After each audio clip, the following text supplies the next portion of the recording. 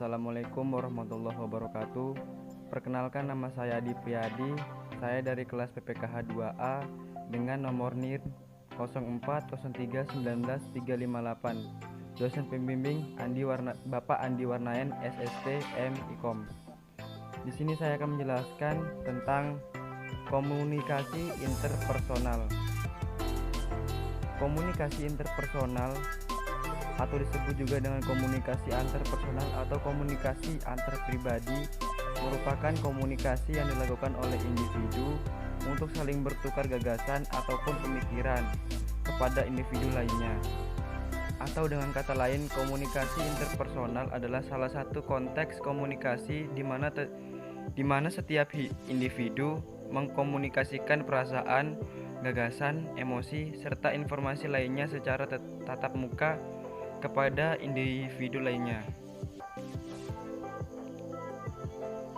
Selanjutnya, elemen-elemen dalam komunikasi interpersonal. Yang pertama, pesan atau messenger.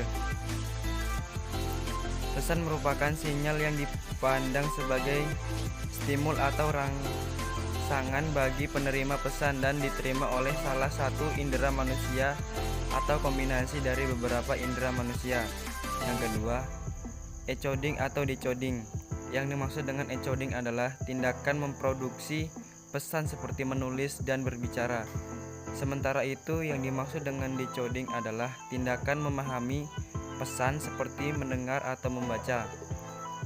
Umpan balik atau feedback. Umpan balik atau feedback adalah informasi yang kita terima sebagai bentuk respon terhadap pesan yang telah kita kirimkan. Umpan balik dapat berupa umpan balik verbal maupun umpan balik non-verbal, umpan balik positif atau umpan balik negatif, dan lain sebagainya. Yang keempat, konteks atau kontak. Suatu komunikasi selalu berlangsung dalam sebuah konteks atau lingkungan yang mempengaruhi bentuk dan isi pesan yang akan disampaikan. Selain itu, konteks lingkungan dan konteks afasi adalah atau budaya di mana komunikasi terjadi juga dapat mempengaruhi keluaran atau efek yang dihasilkan. Yang selanjutnya, sifat komunikasi interpersonal. Yang pertama, komunikasi interpersonal adalah komunikasi yang melibatkan dua individu atau lebih yang masing-masing saling bergantung.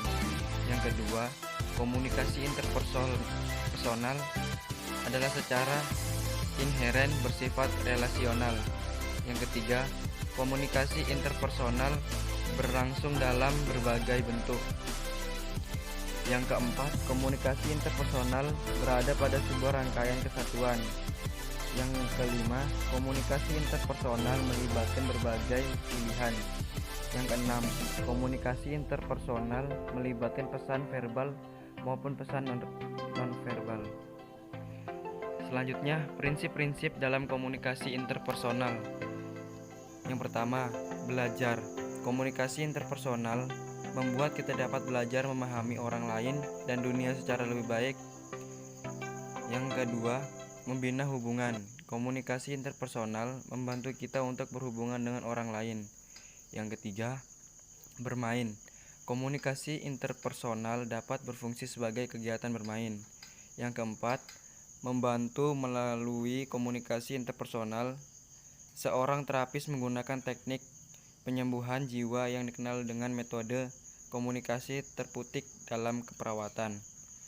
Yang kelima, mempengaruhi. Melalui komunikasi interpersonal, kita dapat mempengaruhi sikap dan perilaku orang lain. Yang selanjutnya, faktor yang mempengaruhi hubungan interpersonal. Percaya merupakan faktor yang paling penting. Percaya diartikan sebagai suatu keyakinan yang kuat mengenal keandalan, kebenaran, kemampuan, atau kekuatan seseorang atau sesuatu. Dalam hubungan interpersonal, percaya dimaksudkan sebagai bentuk keyakinan terhadap perilaku seseorang guna meraih tujuan yang telah ditetapkan, di mana terdapat ketidakpastian dalam mempercapaiannya serta dalam situasi yang mengandung resiko. Yang selanjutnya, sikap sportif. Sikap untuk mengurangi risiko defensif dalam komunikasi. Sikap terbuka. Sikap terbuka memiliki pengaruh yang besar terhadap keefektifan komunikasi interpersonal. Karena dengan kita bersikap terbuka dapat membuat kita menilai pesan lebih objektif karena didukung oleh data dan logika. Dapat dengan mudah melihat perbedaan nuansa dan lain-lain. Mencari informasi yang berasal dari sumber yang beragam. Media berkomunikasi modern tidak terlalu kaku dalam mempertahankan kepercayaan yang dimiliki. Mencari makna pesan yang tidak sesuai dengan apa yang diyakinkan.